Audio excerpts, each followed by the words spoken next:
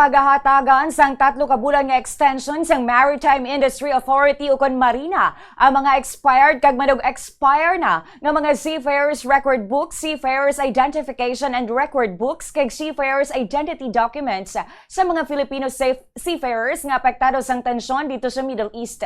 Ini ang ginanunsyo sang MARINA kahapon agod nga hindi man mabudlayan ang mga seafarers sa pagproseso samtang nagapadayon pa ang giyera. Suno kay MARINA Administrator Sonia Malaluan, sakop sang extension ng mga dokumento nga manog-expire na sa Hunyo 30, 2026. Nagpahanumduman ang ahensya sa mga shipping companies, ship owners kag licensed manning agencies nga gilayon nga ipalabot sa ila pamaagi sa email ang mga apektado nga mga seafarers sa pagpanguna sa ilang mga company representatives kag vessel masters sa idalom ina sang Advisory number 2026-2021.